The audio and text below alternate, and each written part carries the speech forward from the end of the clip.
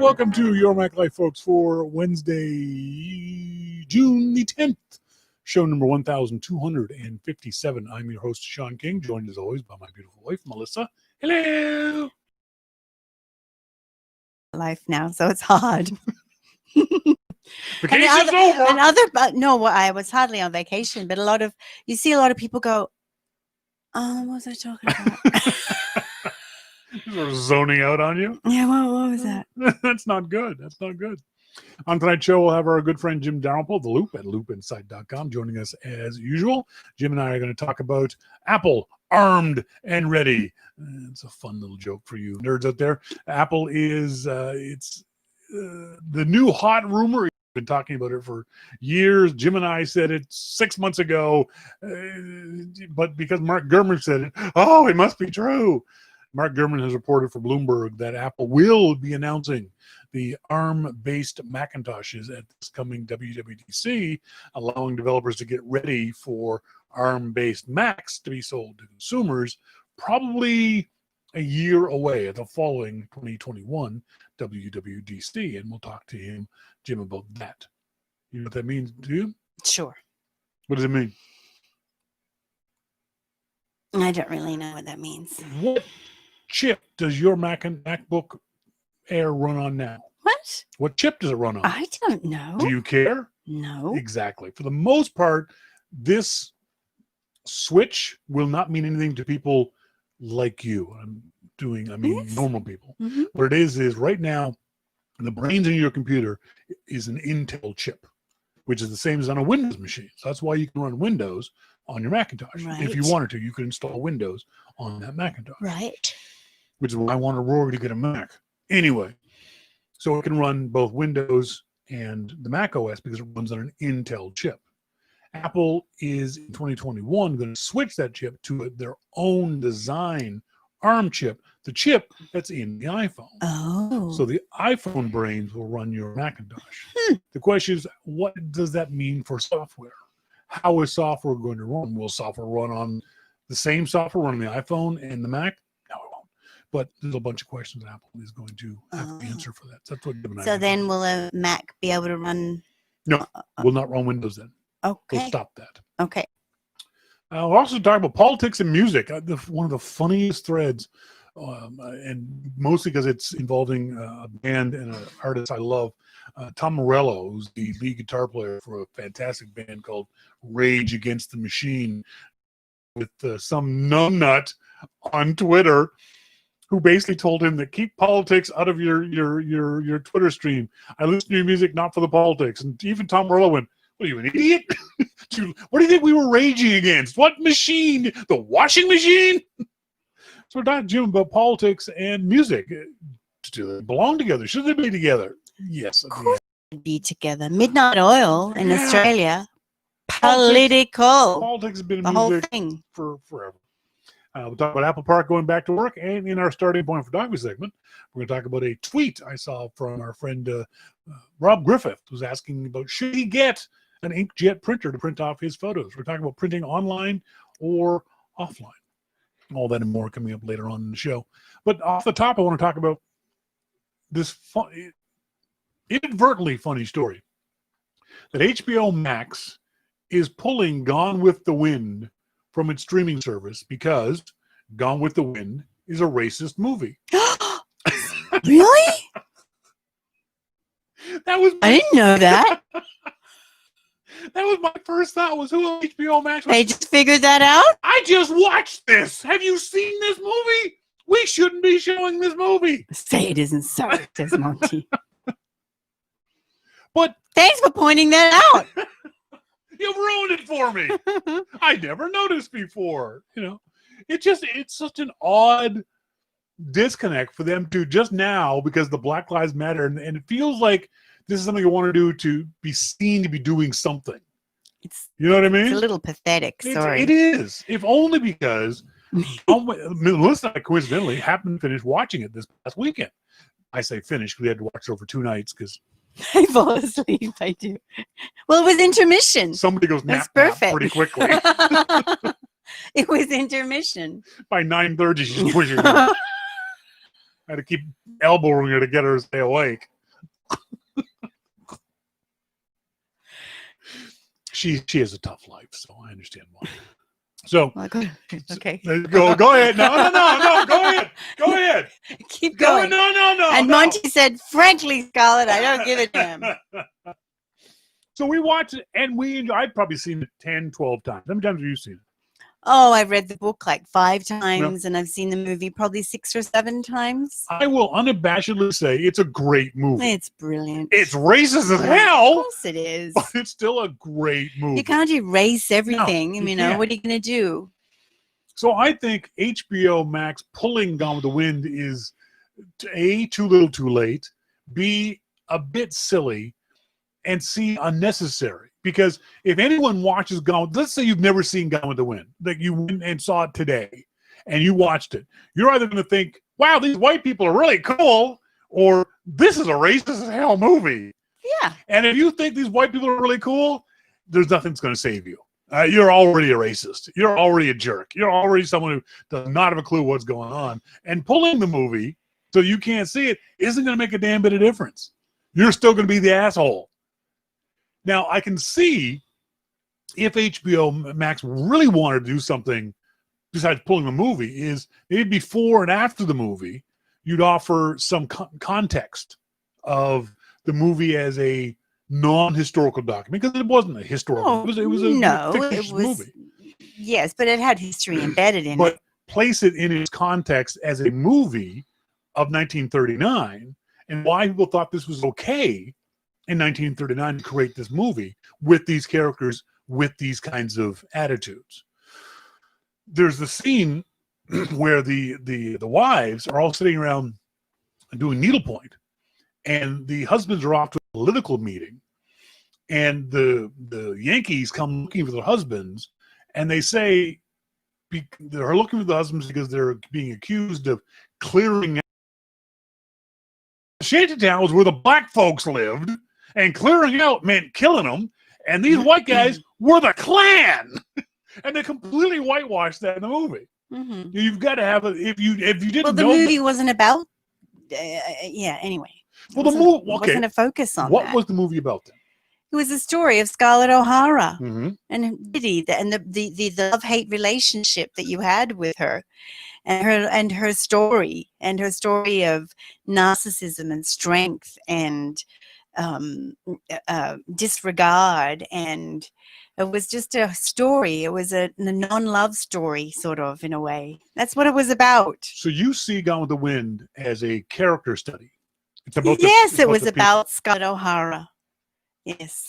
I see Gone with the Wind as both this star-crossed lover type story. These two people who would have loved each other if they had been different people themselves. If he had been so stubborn and she hadn't been so narcissistic. It's an anti-love story in a way. Anti-love story is Yeah. a good But way you of putting didn't know very much about Rhett. He was just in Scarlett's life. It was a story of Scarlett O'Hara. I agree. Yeah.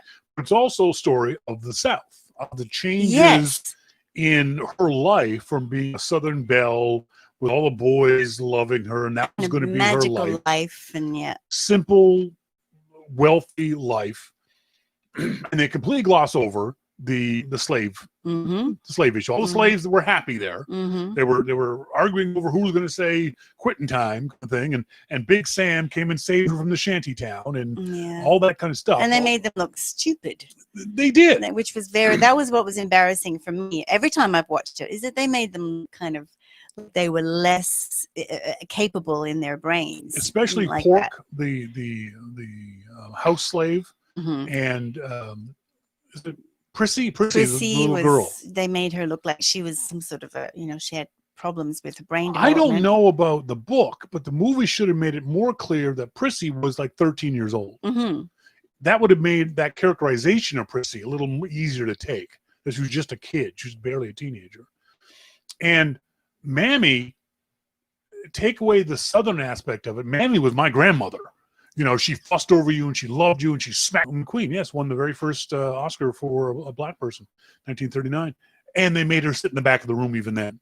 She wasn't even allowed to sit with the rest of the cast up front, because this was a huge movie at the Oscars in 1939. They made her sit in the back. So that kind of context would be interesting for the movie, rather than just pulling it and sort of whitewashing it. Let's explain it. Let's talk about it. Dissect it a little, and Let's look at it and see what was right, what erase was wrong. history.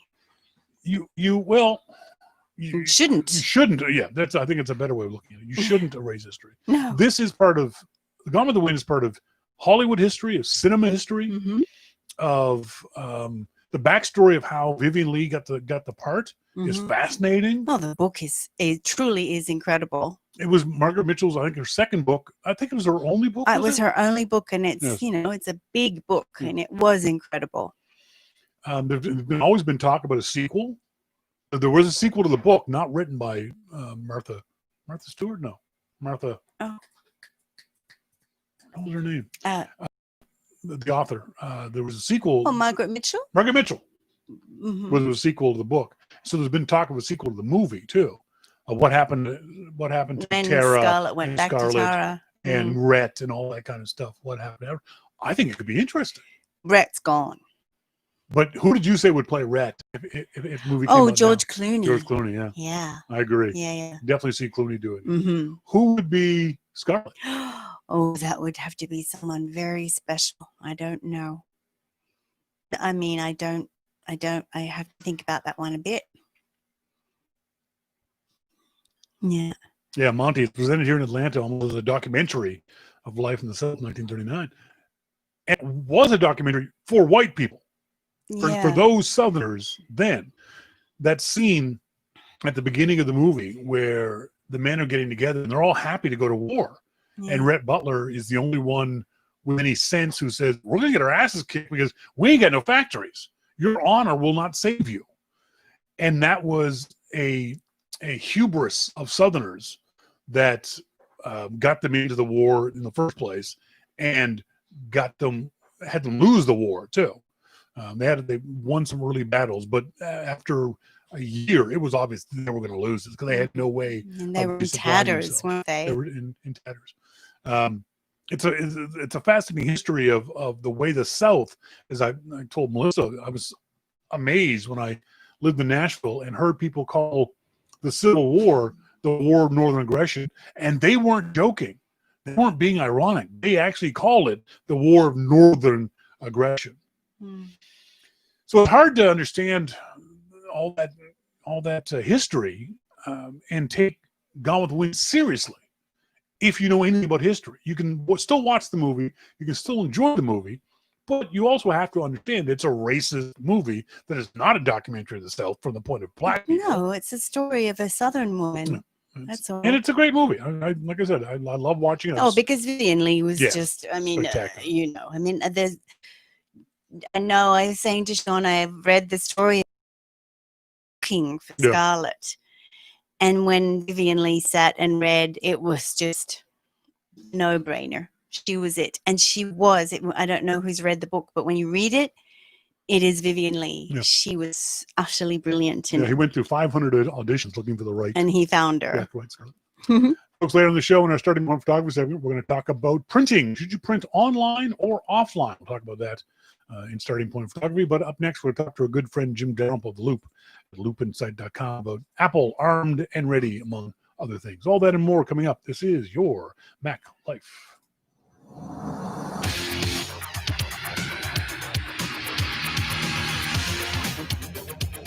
Your Mac Life.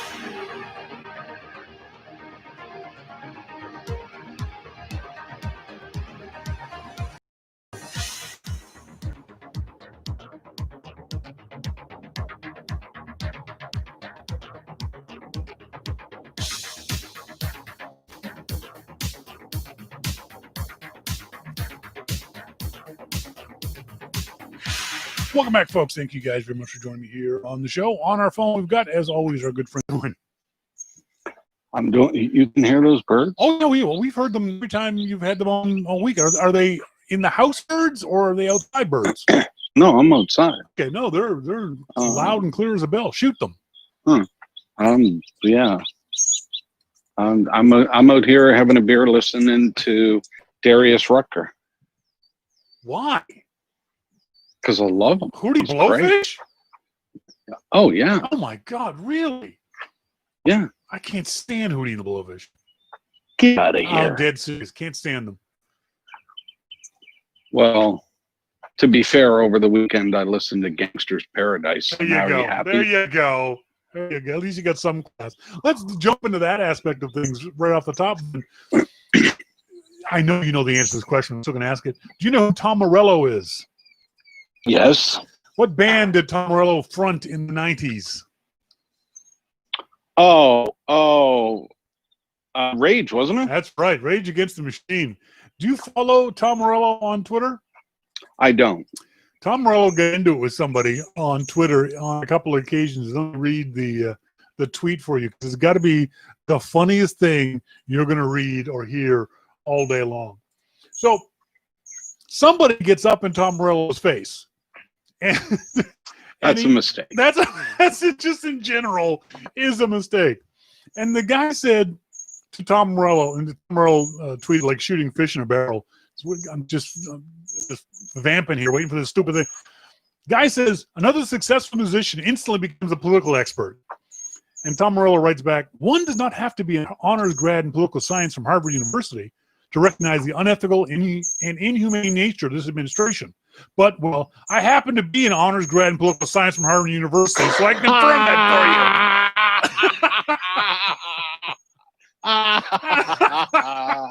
for you. Oh my God. That was a long way for Tom Morello to go, F you. Yeah, but it was brilliant. Just so sublime. That's like people saying that Brian May shouldn't talk about science. That's right, exactly. That's right. And he's got what, a master's or a PhD in astrophysics. That's right. Exactly. You know. Come on, Just people. shut up. No, who you're talking. Or those people last week, the week before, who were explaining what Martin Luther King would think to Martin Luther King's son. I mean, come on, read the room. Come on. Right? But you know what? Nobody knows what Martin Luther King would say. Well, I think So, if anyone does, his kids do. Well, no, nobody knows. It's like we talk about Steve Jobs. What would Steve Jobs do? Oh, screw off for even trying to guess that, because you know what? You don't know. Because did anybody think Steve was going to do an iPod or come out with the letter on Flash or, anything that he did? No, nobody thought that. So nobody knows what he would have done. And, if you go after Tom Morello or any of these other people, and I agree with Tom, the first statement was enough. You don't have to be a political science graduate to understand that there is something wrong. Yeah.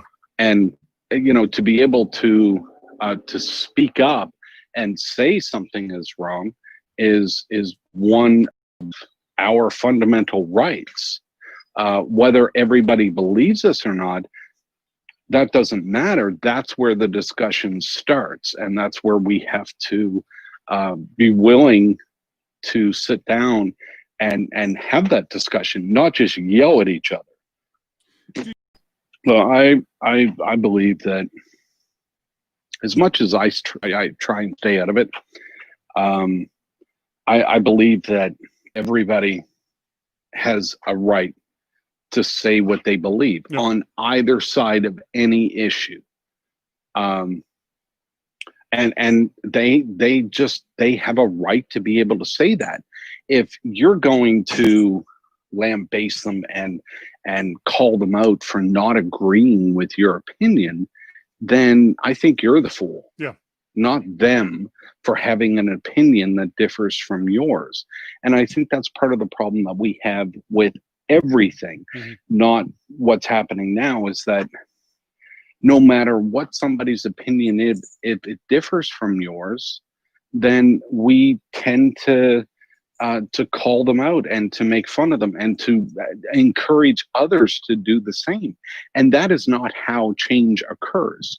Change occurs not from being a bully. Change occurs from having meaningful discussions. And if you can sit down and talk with somebody that has a differing opinion than yours and bring them over to your side, then that is a meaningful transition right there. And there's my pulpit for this week. But isn't there a point where reasons it's not going to matter? Words are not going to change your mind from the outside. You got to change from within. Okay, that is, for a lot of people, that could very well be true. Again, on both sides of the issue. Yeah. You're not going to convince everybody that your point of view is right. There are very few people in this world that are right all the time like me. So, at some point, it doesn't mean that you turn around then and blast them because you weren't able to convince them. Yep. And I find that with a lot of things that we do now, it's like we talked about before with security and privacy. People don't want to talk about security and privacy, the people that two people that don't care about it, because they want to surround themselves with people that agree with them. And we tend to do that with everything. Sure, absolutely. We want to surround ourselves with people that agree with our opinion. Yes. And anybody that doesn't, well, you're in the minority, when in actual fact they may not be. Yeah. I think that the majority of people don't care about security and privacy. Mm-hmm. But when I think no matter what we're talking about, we have to be willing to have a discussion, and a real discussion, not screaming at each other, mm-hmm. just a real discussion, and try and understand. And if it's an impasse, then it's an impasse. But there's always the next person that you can talk to. But there's got to be. I understand what you're saying, but I believe that there are some people who just need to be roasted. Just there's nothing you can say to politely convince them that will shine a light on their stupidity and mock them. Just you know what? If it's that bad, Shawn, those people will thrive on that. No, this guy has quit Twitter. He says, I used to be a fan until political opinions came out. Music is my sanctuary. And the last thing I want to hear is political BS when I'm listening to music. You are a fan of Rage Against the Machine. Yeah, right. Yeah. You don't want to hear. Let me guess. He's also a fan of you too, and but he doesn't want to hear about politics. Exactly. Yeah. You can't avoid with certain artists. Certainly, there's some artists that are not political at all. I would, you'll recognize this name.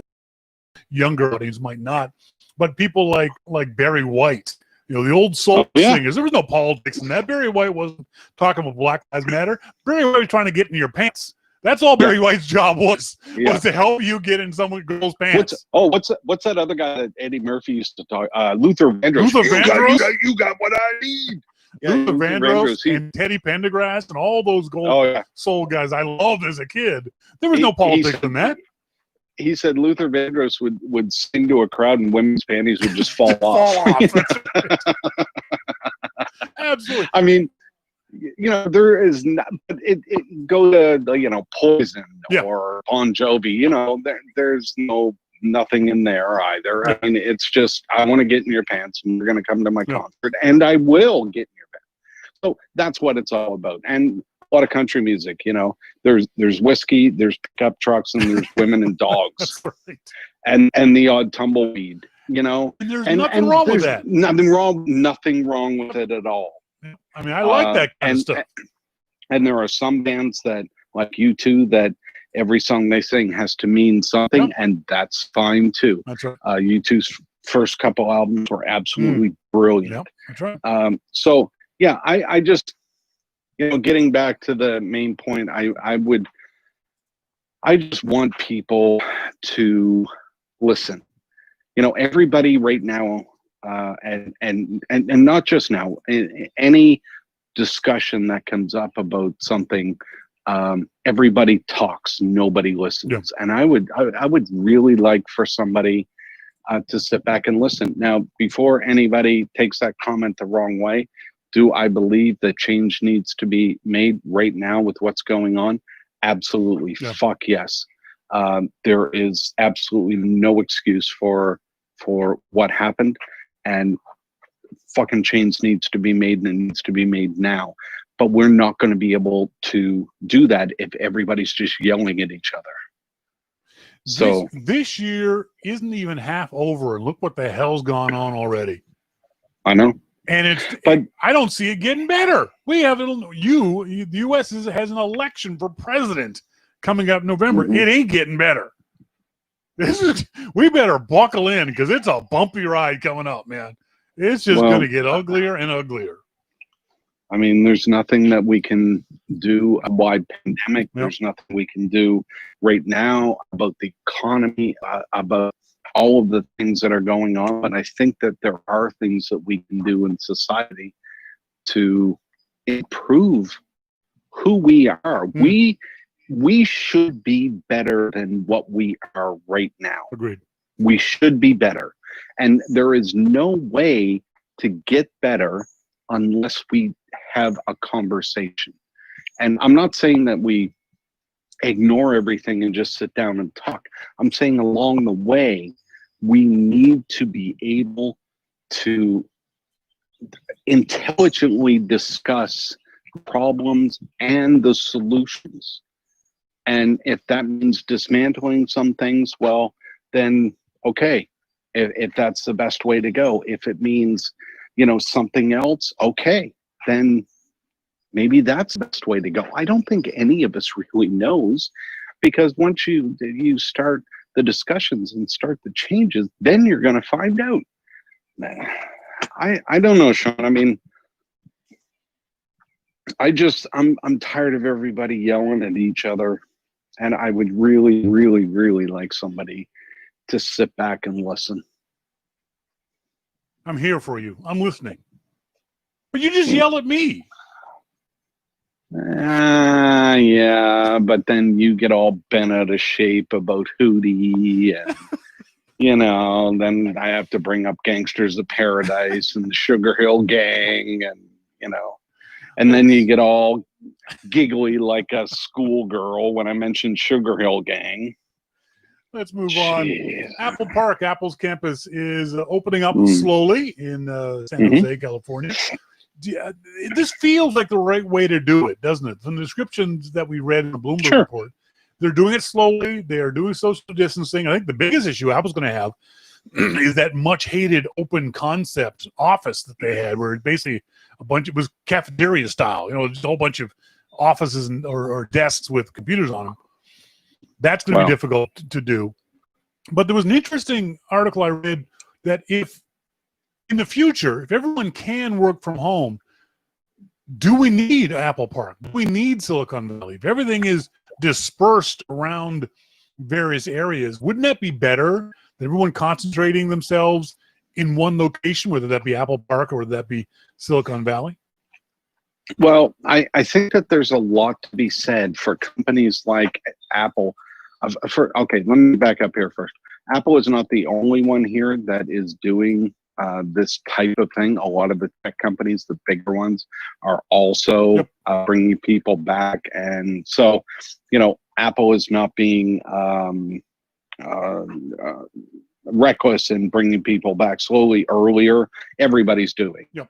And they're doing it basically about the same from what I can understand. So when you look at a company like Apple that is very collaborative in everything that they do, with the UI people and design and software and all of these different groups, there's a lot to be said for having people in an Apple Park where they can just meet and they're there.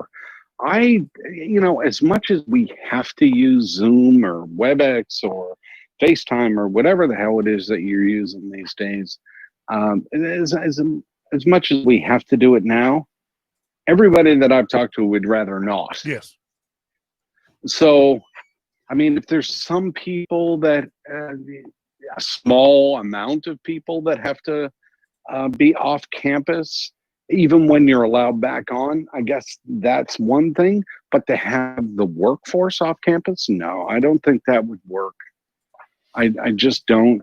I think like with so many things, it depends on your workforce, what kind of workforce you have. Certainly if you're a smaller company, a software-based company, you can do that. You can have people. I love I was talking about this with some of the folks at 1Password based in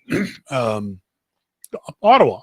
And they've got employees in Germany and in the US and all over the place. Sure. And I was asking them how that works. And they said because they work in small teams that do meet at least every 3 or 4 months in person, they work very well together. But it probably wouldn't work with a hardware-focused company or like Apple, a C company. It's harder to do those kinds of things when you're Apple. So I don't think this would work for a large portion of Apple. There's certainly some people that it will work in, or if you're, say, a coder and only need to see another human being once a week, you can go home and code in your underwear and then come back on Friday afternoon for the staff meeting kind of thing. So it can work in some places, but no, it's not an overall panacea for everything.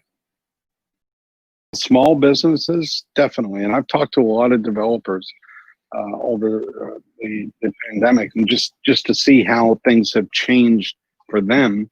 And they said, well, really, not much. Yeah.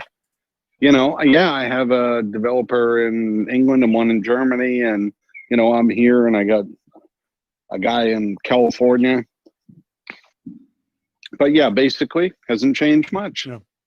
I've talked, and they have to be separate, and you know, this team goes in on Tuesday mornings and for 4 hours, and you go home, and there's an hour-long break as the staff, janitorial staff, this kind of thing. And they say it'll be a pain until you get used to it. But once we get used to it, they can see this going for the next 6 months. They wouldn't have a problem with this going past if the government says it's safe, they wouldn't have a problem with staying in this kind of situation for longer than necessary just to be extra cautious. And I think that's a good thing, especially considering we're hearing now that cases are spiking again in the U.S. Nobody wants to have a second wave, let alone a spike of the first one. Sure. Yeah, and you know, there's a lot of speculation as to why there's a second wave.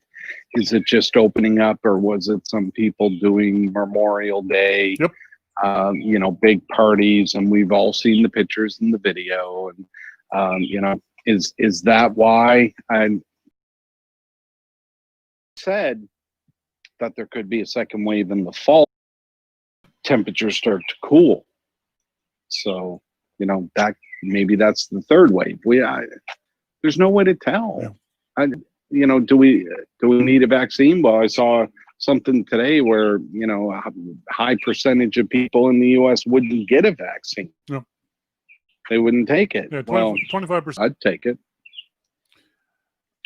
I'd let you take it first. Yeah. Have you been affected by it in a personal way? I mean, yes, because you're social distancing. I don't know anyone in my extended family or friends who've been infected. Have you? Oh, infected? No. Yeah, I've got no personal experience with it.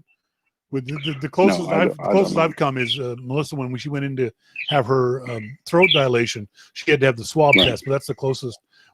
Thank goodness. I mean, I'm glad to hear, and I hope everyone else feels the same way, that they haven't had any direct consequences of it. But it certainly is. Go ahead.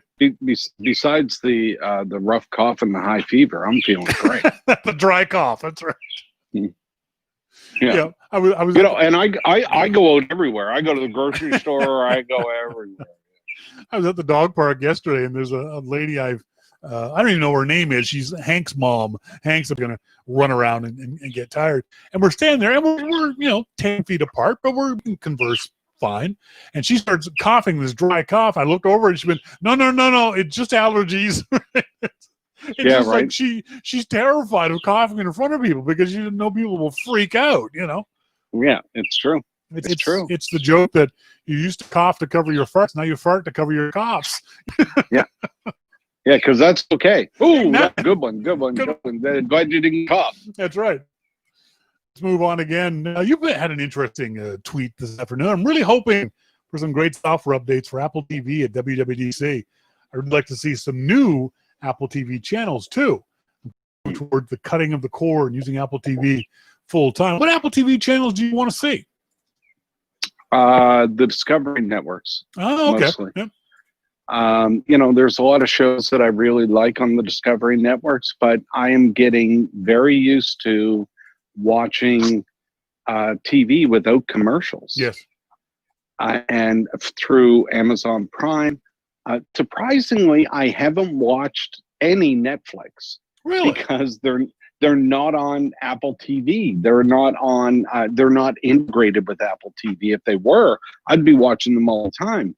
But I search for shows, or I see shows that shows I like, and say, "Oh, that's a great one. I'm going to watch that one."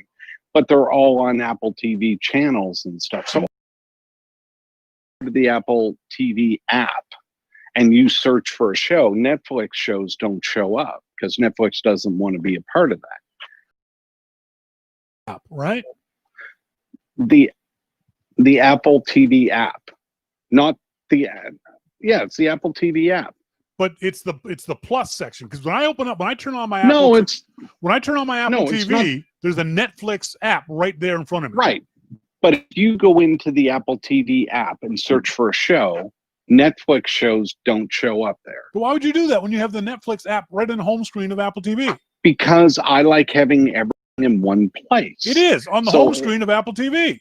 Don't be an idiot. Oh my God, you're so stupid. It amazes me. It's times like this where I wonder again, why? God, why did I answer the phone? That's just so abusive. Why can I see? Let's have a discussion, Shawn. Yes, Jim. Jim. Why do you have to be a dick? You don't have to be a dick. Let's discuss me being a dick. I like having everything in my Apple TV app. So when a new show pops up, it scrolls to the front automatically. Hey, I've got a new show here. I can watch it without commercials because I bought the Apple TV channel. Yeah. So, and then when I search for a show, there it is. I add it to my Apple TV app, and it could have 4 seasons. So I'll just watch all. Netflix specifically pulled out of being part of that. Yes. Because they didn't want to be a part of that, which I think is a huge mistake because, Netflix is still getting my money, but I haven't watched any Netflix shows because I'm all tied up in these other shows that are really good. That's a really interesting thing that you say that, because to me, it just seems that you're working too hard at it when there's right there. I'm not working hard at all. That's the thing. I'm not working hard at all. It just shows up in the Apple TV app. But what I'm saying is great. Before you even get to the Apple TV app, on your Apple TV device, this is stupid, Apple, for having this discussion. You talking about Apple TV on your phone or on your... No, on my Apple TV, the Apple TV app. As soon as I open up Apple TV, it's right into my Apple TV app. So what I see there is all of the shows that I have. Now, I also have Hulu with no ads, and so I can watch some shows with no ads. But Discovery is the Discovery line of channels, which includes Food Network and ID and Discovery and Travel Channel and all of the I really like the shows. But Discovery, in order to watch a Discovery show, they torture you, and they demand that you be tortured. Yep. They demand that you be tortured. And I would like to see Discovery go out of business. I just hate them right now because I am watching Smithsonian, and I'm watching Cinemax and Showtime, and all of these great shows that are much better than anything Discovery could make, because I think that what they're doing is just awful. How about Apple TV Plus? Are you still watching that? Yes. Have you watched Defending Jacob? I did. What did you think of it? I really liked it. I thought it was a snooze fest. Oh, God. Good. My God. I think we must have a bad line. Why did you say that, Jim? Well, because now you're being a dick again. We could just get over that. I'm not. The show was a slow burn, and it started off as a good slow burn. One of the problems I had was I knew the kid was guilty from the get-go. Okay, he was creepy. That kid was creepy. He was a weird little kid. I think it was a bad acting choice. I think it was a bad choice to have that actor. But then, okay, I don't think you're allowed to say that though. But then, are you allowed to say that the kid was creepy? Because it was creepy. You think that kid wasn't creepy? Do you think he wasn't creepy? No, he was creepy. Thank you very much. But then the end of the show, I'm not going to say what it was. There was this fizzle, just sort of stopped. There was no denouement. There was no big reveal or anything to make the previous 8 hours worth sitting through. And then the set design was bland as shit. I guarantee you, if you watch that show, you will see no color. Their home had no color. Their clothes had no color. The people had no color. They were all boring. Everyone was boring. Christ. I'm going to go listen to Hootie again. I'm not saying it was a bad show. I'm saying yes, you just did. Well, what did I say? I said I can't remember that. Exactly. So I know what I said. You don't. I said that it was a slow burn that didn't pay off. You didn't like it. No, I definitely didn't like it. I thought it was. I thought it was a good show. Excuse me, but a couple that want to have a baby. Comedy. Yeah, the comedy. Yeah. Yeah, and so if it was an American comedy, these two would come off like assholes. Well, because they're British. But it's British, and they come off as funny as shit. It is just so funny. It is just so funny.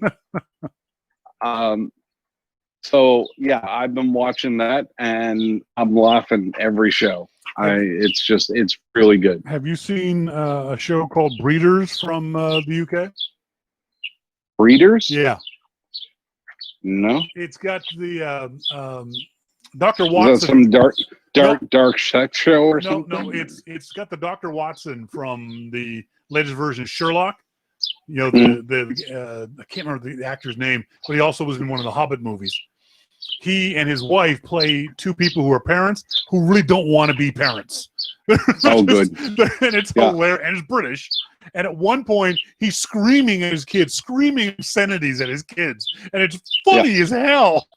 Will you just shut the fuck up? And these kids are like 7 and 6. Yeah. Love that. So those kids have to go through therapy after the show. Exactly. Martin Freeman. That's the guy's name. Martin Freeman on I don't know what servers. Oh, it's streaming on Hulu. So if you get a chance, watch Breeders. Yeah, okay. If you like trying, you'll love Breeders. It's screamingly funny. See, I love that kind of British humor that they can pull off, and for some reason we can't. But then they pull off Letterkenny, right? Oh God. If you haven't seen Letterkenny, go to YouTube. Just do a search for Letterkenny. Letterkenny, one word. It's so Canadian. Well, I tell people down here that Trailer Park Boys and Letterkenny are that's what Canada is. Documentaries. And I say it with a straight face. Like, I mean that's us. That's Canada. What? And they said, "Oh, really? That's wow." For better or worse, that's Canada, man. I'm sorry. No, no. There's no worse. I mean, that's just us. It's just brilliant. It is so funny. Yeah, Wayne. Yeah, Wayne. I appreciate you. And Skids and the hockey guys and oh man, it's brilliant. Letterkenny, you got to check it out. Yeah. What else we got to talk? We got any questions for me this week? That's all you have for me? You got more? I got more. You want to keep talking about you? No, if you've got more, you go right ahead. Of course we do. We've got the Apple armed rumor. that I don't want to talk about that. Yeah. Well, you know what? No. there's- I'm kidding. There's not the whole thing just blew up when Mark Gurman said it, although you and I have said it for at least 6 months. Every month we've mentioned it. Other people have mentioned it, but it's Mark Gurman, so therefore it must be true. We've said Apple was going to do it this WWDC. We've said that they were going to sell them in 2021, most likely around WWDC in 2021 as well. This is a no-brainer, even though some numbnut at ZDNet said, Apple's been signaling this the last couple of months. Excuse me? Yeah. They've been signaling this for 5 years, you asshat. Well, and it's going to be interesting. And you know what? Gruber and Ben said today in their podcast that in Dithering that the transitions have gotten easier over the years. And I agree with that. I do agree with it. The transitions have gotten easier. So maybe this one will be very easy. You know, who knows? I mean, I've always said that any transition for me comes down to software. You can do what you want with hardware. If there's no software there, nobody's going to buy it.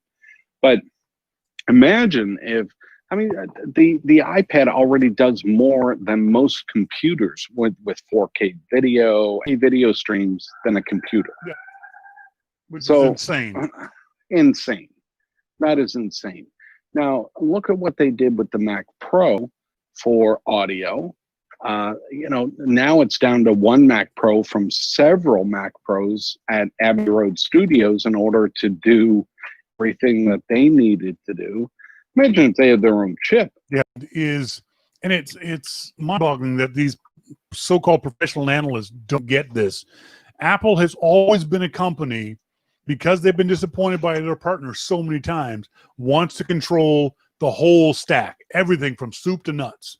And this is a logical extension, especially given, if you're old enough to remember, Apple got in trouble because Motorola was one of its partners, and Motorola didn't see Apple as an equal partner for their chips. And so the PowerPC chips kept falling behind Intel chips. And we all laughed it off as saying, yeah, our computers are slower in a benchmark sense, but they're just as fast as a PC. Nobody cared. So Apple decided they were going to go with Intel.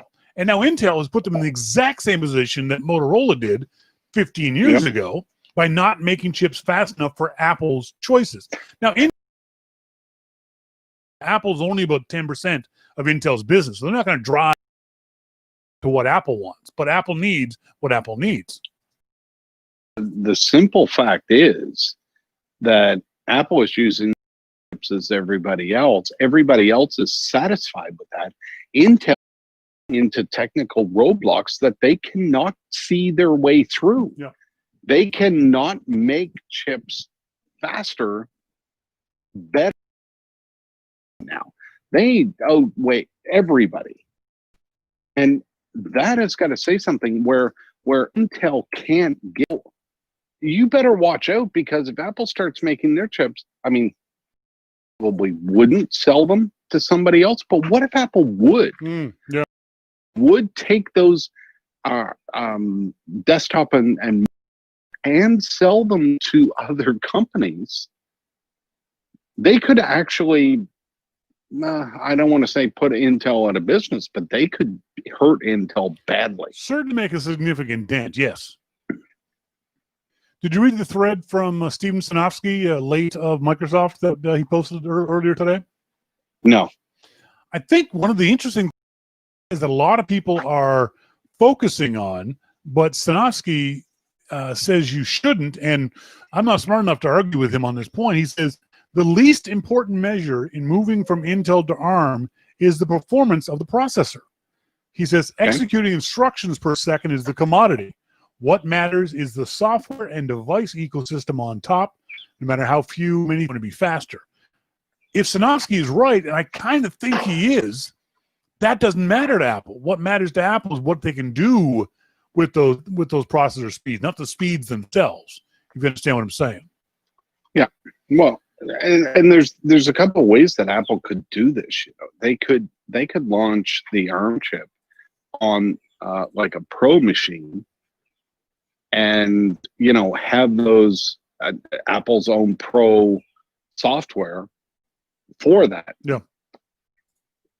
And leave the rest for another year, and give people a chance to come over. But maybe this isn't as big of a deal for software as, you know, the Intel transition was.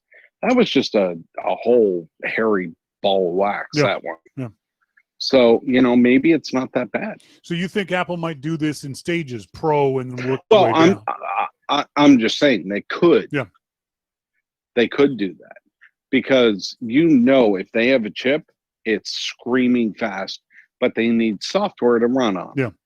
So, you know, maybe they went to Adobe, or maybe they're with you know, all the Pro stuff will be ready to roll. Interesting you would say Adobe, because I was going to use Adobe as an example of a company that dragged its feet. Well, they did. From Apple's point of view, when it came to switching from PC to Intel. And Yeah.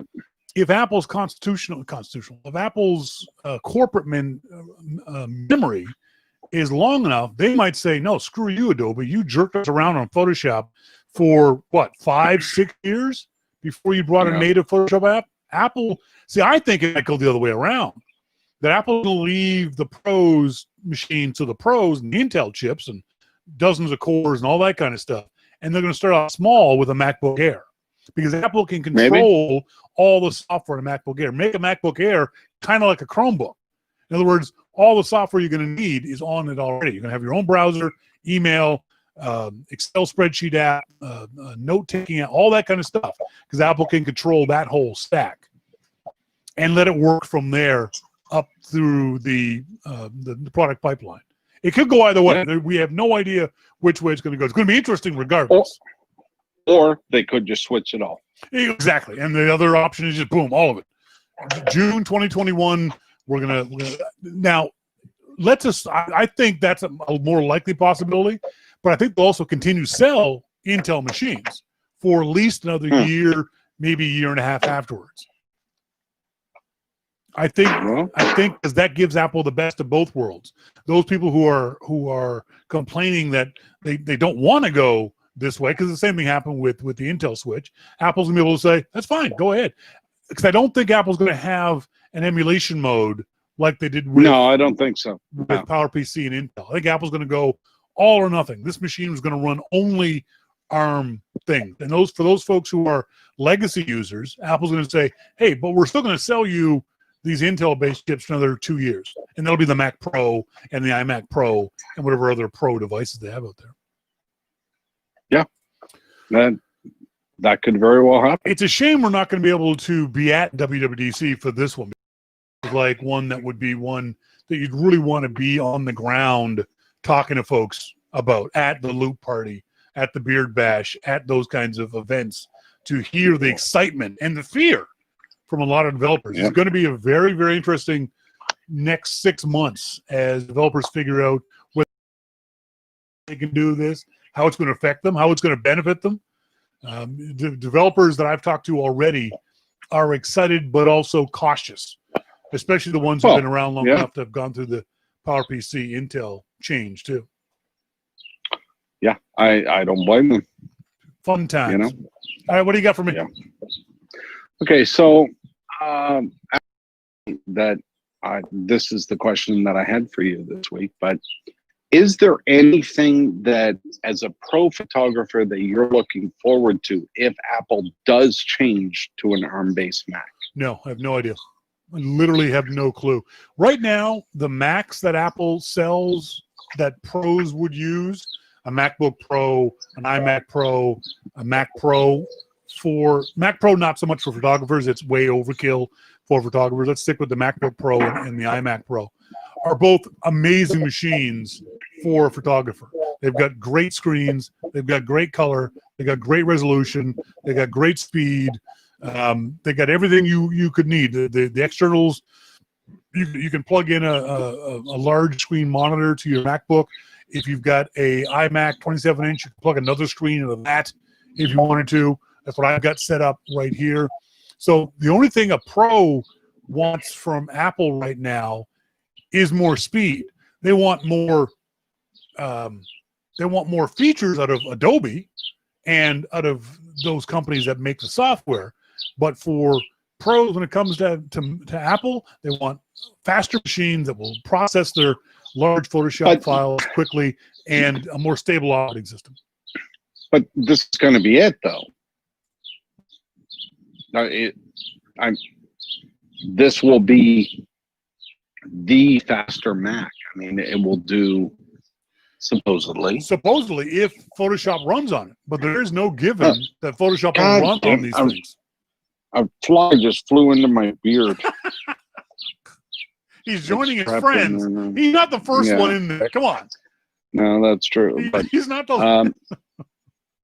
I think that these Macs would assuming that it happens, this chip is going to be amazingly fast, and not just fast, but like computationally powerful. Yes. So at the time that the Intel chips will. But a pro won't care if the software they rely on doesn't run. It's a moot point. They're not going to run Photoshop in emulation mode. There's no way. No. Okay, so let's assume that this software is available on the Mac, whatever Mac it is, that you can run Photoshop as it is right now natively on these machines. If I can replicate my Photoshop environment that's on Intel now on an ARM Mac, well, it's a no-brainer. It's a given that it'll be faster. We're assuming it's going to be faster. If you can give me any machine, whether it's a Windows machine or a Unix machine or a Mac, that's faster, because speed equals money. I can get my jobs done faster. I can get paid faster. I can go start more jobs faster. I can get onto my next project faster. It's all that matters is speed. You've got to have the software and the operating system and the chips that create that in any variation, and a pro will take it. That's why we see pros are platform and brand agnostic. There is no real pro in the world who says, "Oh, I'm only a Canon guy. I'll never buy Nikon." A real pro buys whatever's the best thing for him at that moment. If that means switching brands, we saw that with Final Cut Pro. When Apple dragged its feet on the new implementation of Final Cut Pro, a lot of people went and bought Windows machines and did Adobe Premiere. And when Final Cut Pro Avid, exactly. And when Final Cut Pro got better, they sold their Avid gear and bought Macs. They don't care. They're for the most part, they're agnostic. They just want the fastest thing they can get their hands on. So for me, if I was a pro photographer churning out work, I'll buy whatever machine, Windows, Unix, Mac, doesn't for me to get work done faster. Now, for me personally, I wouldn't buy. I don't need I'd like the fastest machine, but I don't need the fastest machine. I'm realistic enough to know that I don't need to have a Mac Pro to edit a Photoshop file. So I don't lust after that machine the way I would a tricked out MacBook Pro that I can carry around with me, or even an iPad Pro that I can carry around with me. So I might be a little bit different there, but from the pros that I know of and talk to and read about, they don't care. They just want fast. All right. Is that it? That's it. So one more for you, though. I just saw it. I posted this story about inside look what it's like to race at Le Mans. If I gave you you love to drive as much as I do. If I gave you a shot to race 24 hours at Le Mans, would you do it? Oh, yeah. Really? Oh, yeah. See, no, I wouldn't at Le Mans. Oh, I would. I just find that would just be mind-numbingly boring. I would do it anywhere. Like for 8 hours. So remember, for a birthday present one year, Erica got me the Formula driving. Yeah. Yep. Laguna Seca. Yep. A great track for that. And I went down and did that. Yeah. And I was threatening people, like, get out of my way. Get out of my way. I'm coming through. Yeah, but 8 hours? Oh, let me at it. In the dark, in the rain? Oh, whatever. I don't care. See, I would love to do a traditional race, Formula One, NASCAR, IndyCar, whatever it is, around Indianapolis, Laguna Seca, whatever it might be. But Le Mans has no excitement for me because it's such a long race, 24 hours, 3 drivers swapping out every couple hours for 24 hours. It's less of a race and more an endurance competition of man and machine. Yeah, I would do it. It's interesting. I didn't think you'd say that. I thought you'd find it as boring as I would. No, I'd do it. Monty, I'd do any race. Monty, If you want to go out and race right now down the street, I'd race you. Oh, yes. I have no problem with that. I'm on motorcycles. I race all the time. Yeah, well, So I'd just cut you off. I'd love to do that kind of stuff. Yeah. How could you cut me off when you'd be behind me? Because the first 2 feet, I can hit your back wheel. You can't, Jim. You can't keep up with a motorcycle. In your freaking Cadillac, off the line, I beat you by 100 yards. First 2 feet, I can hit your wheel, and then you're done. You can't keep up to me. Your vehicle is still rolling the first 6 inches by the time mine is 15 feet away from you. The first 6 inches, I would have a hard right turn right into your motorcycle. Now who's the dick? Oh, I'm a total dick when I'm racing. I'll be honest with you. I'm a total dick. Monty, who lives near Atlanta, Georgia, and hates driving, says, driving for 8 hours? I'd rather kiss a girl. There you go. Well, oh my God. That's how much he hates it. And, there's a good ending to the show there. I'd rather kiss a girl. Folks, that's it for tonight's Jim Dalrymple segment. He's got his own podcast called The Dalrymple Report. Him and Dave Mark of the Loop do it each Wednesday, Thursday. You can check it out on the iTunes store. Thanks, Jim. Thanks, Shawn. Talk next week, buddy. See you. Bye. That was good, Monty. I'd rather kiss a girl. That is good. When we get back, we're going to be talking about printing. Should you do it online or offline? All that and much more coming up. This is Your Mac Life. Please stay tuned for a special announcement from our good friend Vito. Jeez, I almost screwed that one up. I got to get this thing right. This is not right. This is right. Here we go.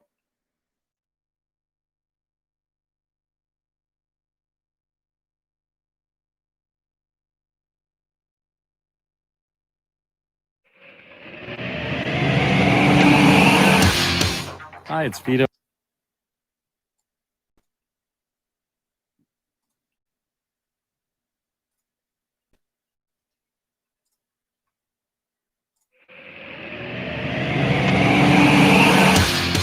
Hi, it's Vito from Prince George, British Columbia. I listen to Your Mac Life. I want to keep the show going. I think you can too. Help them out. Help out Shawn and Melissa. Send them some bucks every. If you enjoy the show, why not? 2, 4, 5, 10, 12, 100.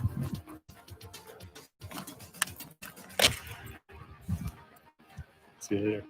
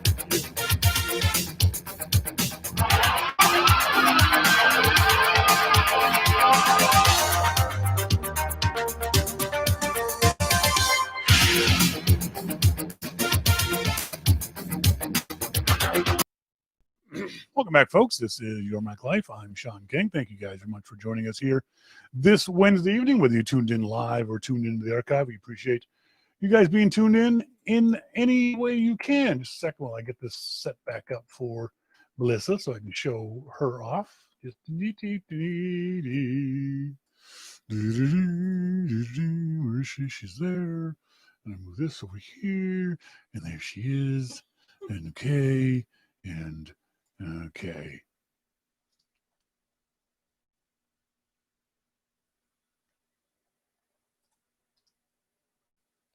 In tonight's, you could see more of, and Vito Moore is one of them. Absolutely, not much his wife, but kid. They're both just precious They people. are Vito and Becky. Vito, I certainly for me, Vito. I wish I could see more of Vito. But another guy is Rick Lepage, and Rick was formerly the editor-in-chief of Macworld magazine, a job he hated, a job he did not want to do. Rick was not cut out to be the editor-in-chief of a major magazine. He didn't have the personality for it. He wasn't aggressive. He wasn't that guy. Lovely guy, though. Now Rick is the publisher of a series of books and a website called Complete Digital Photography. Rick wrote I want to say 6 years ago, when his lovely wife, and my apologies, Rick, I've forgotten her name, brain cramp on it, was diagnosed with terminal cancer. And Rick and his wife very bravely documented her journey. And we were all just devastated with Rick, for Rick, when she finally succumbed, as they knew she would. And then Rick sort of dropped off the radar for about a year and a half, completely understandable. And then he popped back up and he's found a lovely, beautiful, another woman in his life, his now wife. And they've been traveling around the Western United States, camping and writing and running their business, basically from a trailer, which is really kind of cool. So Rick went to a place I told him I always wanted to see. And he took this picture and he sent it to me.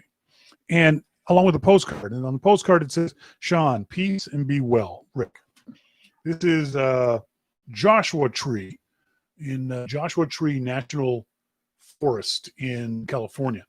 I've always wanted to see a you have. I've always wanted to see Joshua Tree, yeah. Joshua Tree. I don't know why they. I think it's called a national monument. Yes, national monument. Yeah. It is incredible. There's something about that tree. I don't know what it is. We don't have them in Canada. I think they're only in California. Joshua yeah, trees? and protected as they and should. Protected, yeah. But the area is very magical, especially if you go there as the sun is going down. Yeah. As you can see there in the background, Rick got that at sunset. And combine that with our friend Monty has been looking for a drone. He and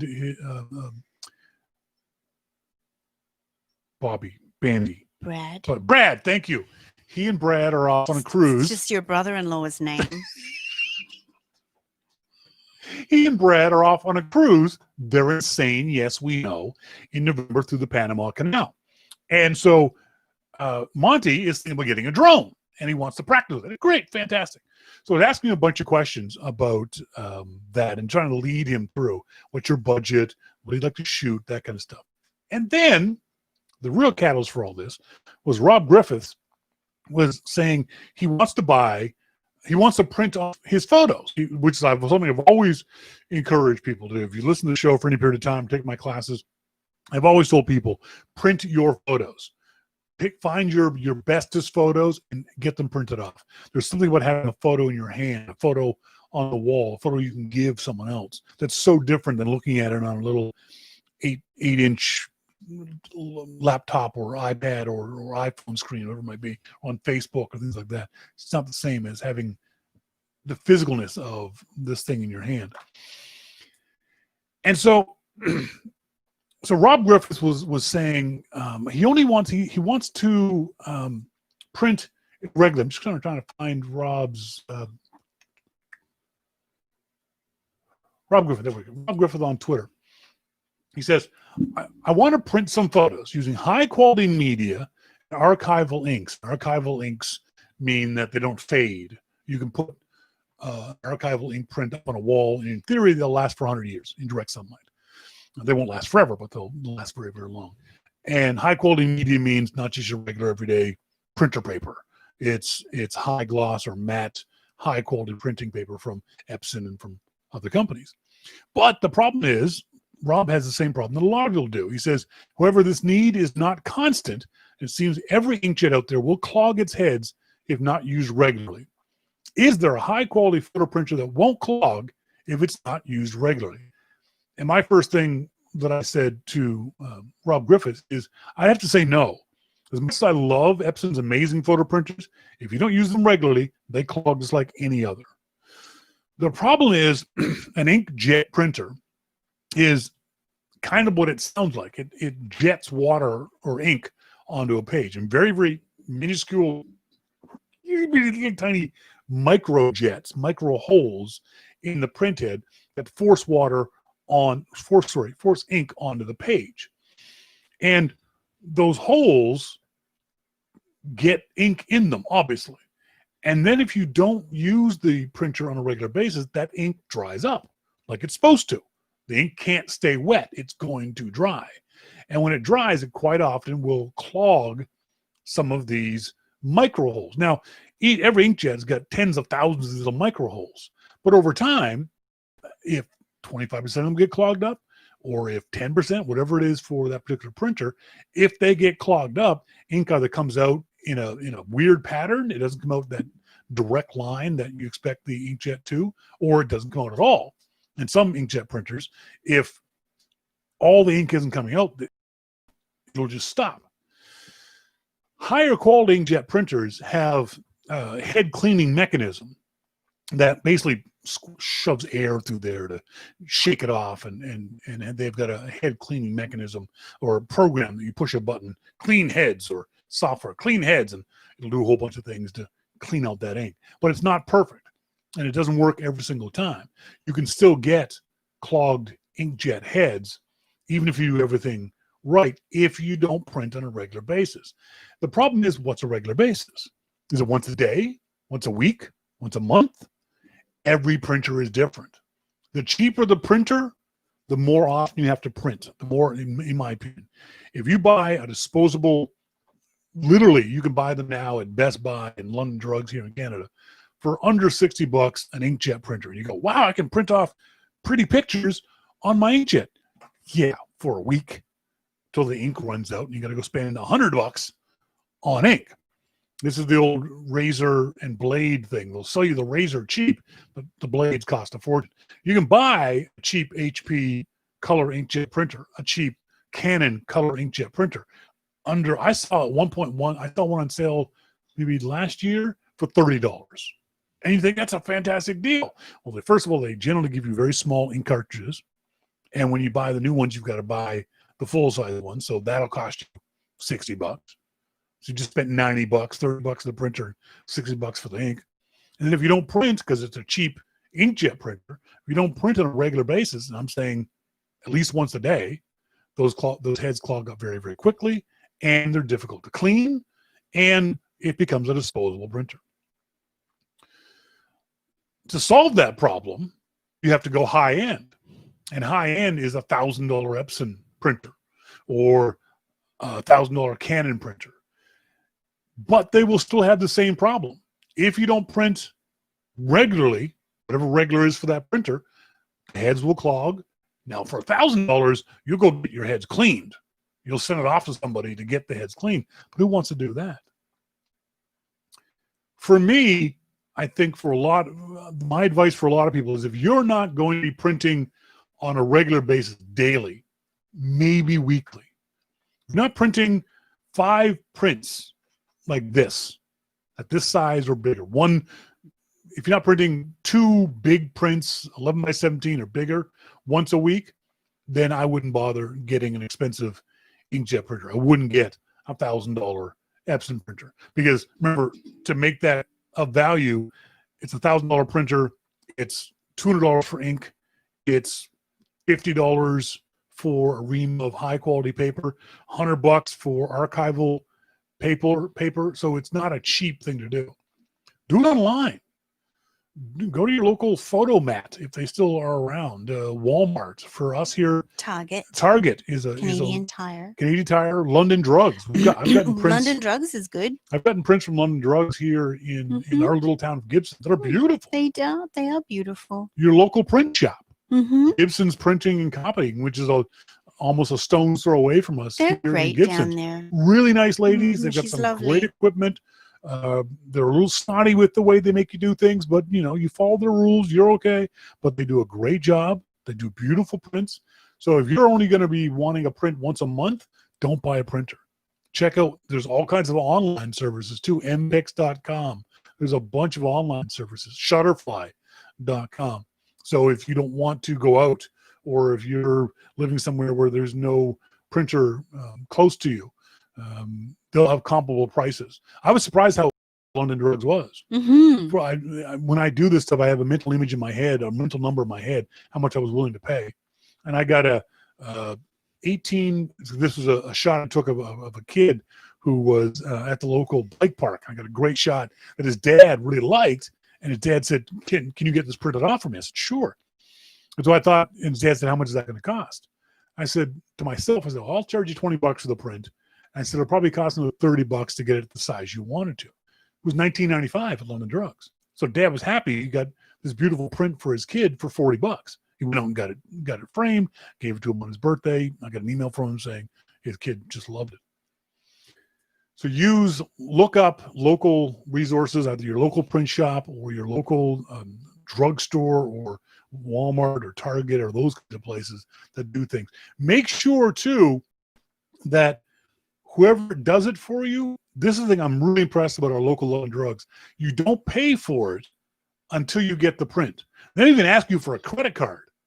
You do it online. You send the file off to them. They've got a template on the website that says, yes, it'll fit in here, or no, it won't fit in here. You make the order the same day, generally. It comes back, says, hey, your print is ready. You go down there, you look at it. If you like it, you pay for it. If you don't pay for it. Don't. Make sure that if some company has not a return policy, but a dissatisfaction policy, whether it's online or whether it's your local print shop, make sure that if I go and I don't like the colors that you've done, that I think you messed up the file, that I'm going to print it. Make sure that's very important, that you don't pay for prints that you don't want and can't use. Anybody in the chat room saying anything about that? Oh, it just people are talking about dye sublimation. Mm-hmm. There are several different ways of printing on paper. Dye sublimation is more of a vegetable-based ink that lasts longer. The printers are more expensive. The colors are generally better, but you need to put it on special paper because it doesn't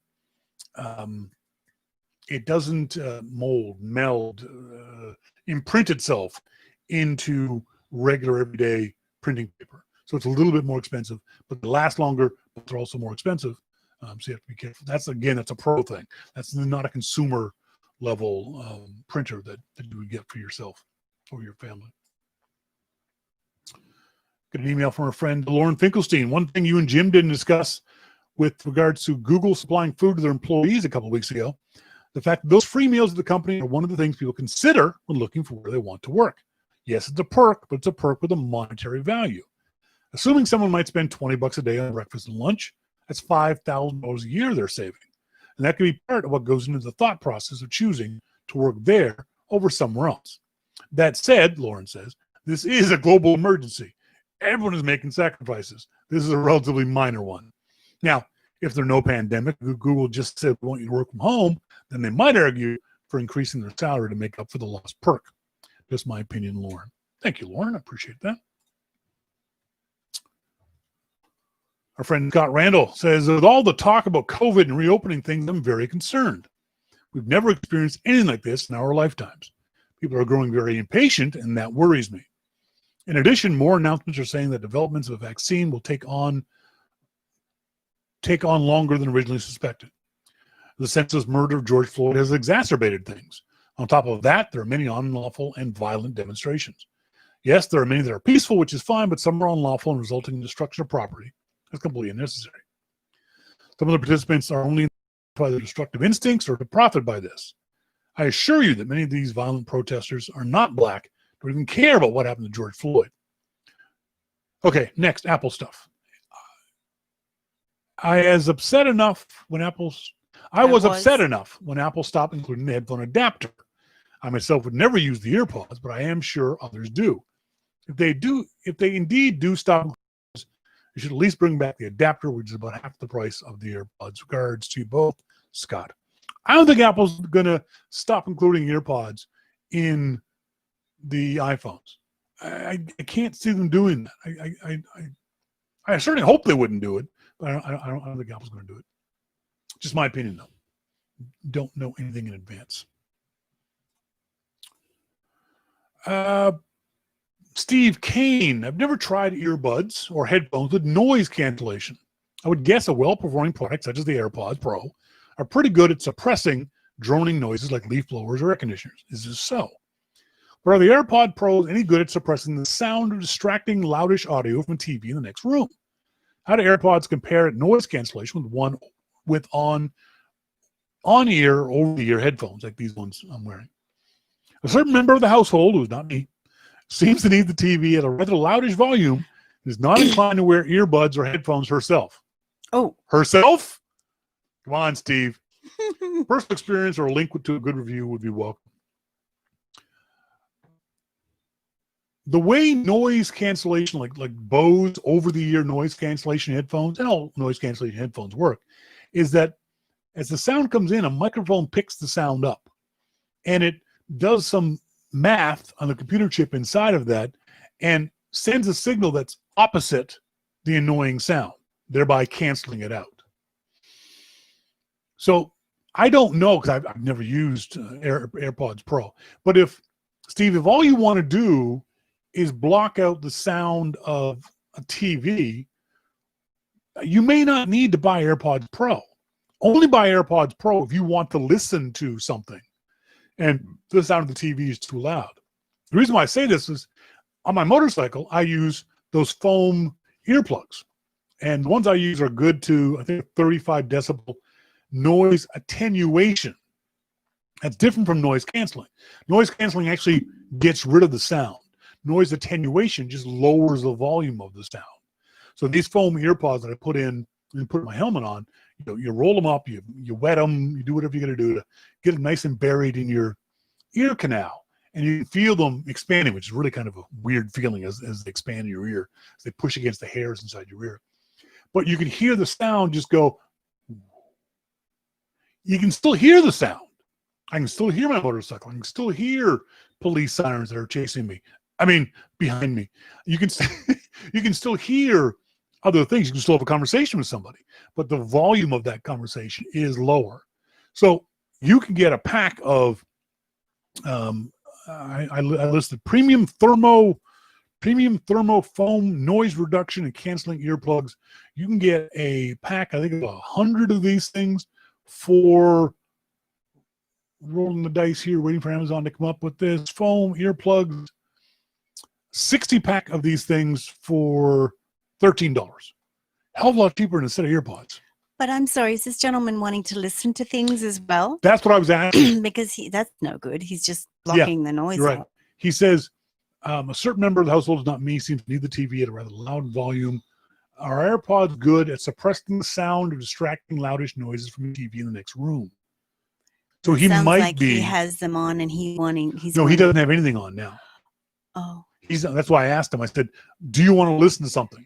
Oh. Because if you want to listen to your own music or your own TV or your own computer sound, that's not going to work. Your suggestion. But if all you're looking for is a way to block that sound out, if he's trying to sleep or something, that's right. Or even if he's in the other room writing or reading, and you're just being distracted by that noise, don't buy AirPods for that. Right.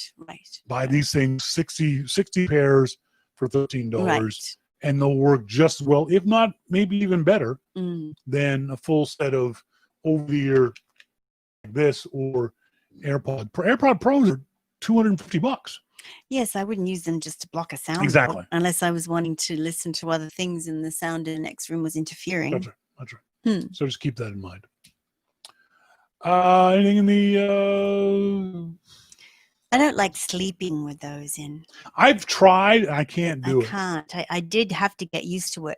But what I would do is if I rolled over and there was someone loudly snoring, I would put it in my ear that was facing up And then if I had to roll over again during the night, I'd turn around but I wouldn't put them in both ears.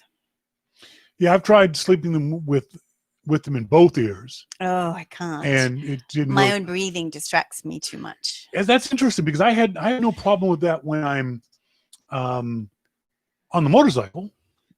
Yeah, you're distracted. You're No. not trying to get to sleep. Yeah, exactly. When I'm just standing there, I can hear my own breathing. Yeah. But yeah, you're right. I'm not trying to. You're calm ready to myself take and- off. yeah. You're anticipating things, but when you're trying to sleep, it's different. I'd love to try a pair of earpods in a helmet. I haven't heard any motorcyclists say, because the concern I have with them, the original earpods wouldn't work in my ears. First of all, I could never get a good seal with them.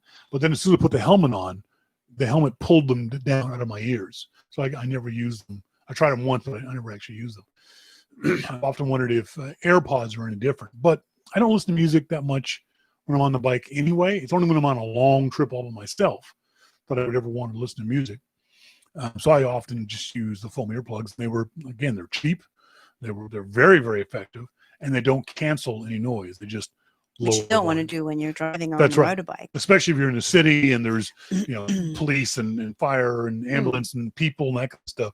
You don't want to cancel noises out in the city. You just want to lower the volume. And I can barely hear. I mean, I can barely hear my sewing machine engine the best of times. It's not a loud motorcycle to begin with. So, there's something else going on there. I lost it.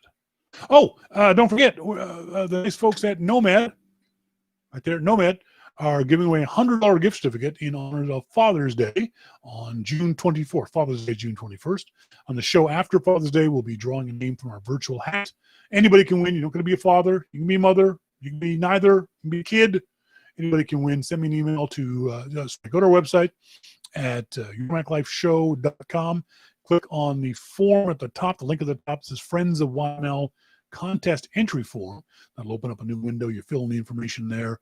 Most is voluntary, but make sure it's a real email address because that's how I'll write back to you and tell you that you've won. If you are a subscriber to Your Mac Life, thank you very much. You're already entered into the contest, and you get extra entries depending on how much you subscribe. 2, 5, 10, 15 bucks a month, whatever you so choose, but it gets you extra entries. So if you subscribe to Your Mac Life, don't worry about it. Your name's already in our hat. If you want to subscribe to Your Mac Life, please do. Go to our website, yourmaclifeshow.com. On the left-hand side there, you'll see the PayPal listing where you can subscribe for 2, 5, 10, 15 bucks a month, whatever you so choose. That's it for the show. I think we're done. Also, thanks as always to our good friend Jim Dalrymple of The Loop at loopinsight.com for joining us here each and every week. Thanks to you guys for being tuned in, whether you're listening into the archive or whether you're one of the cool live folks in the IRC chat room. Thanks to my lovely wife, Melissa. You're welcome. And thanks to everyone else that I haven't thanked yet. I screwed that up. As always, folks, I'm Shawn King. I'm Melissa King. And you've been listening to Your Mac Life. See ya. Bye.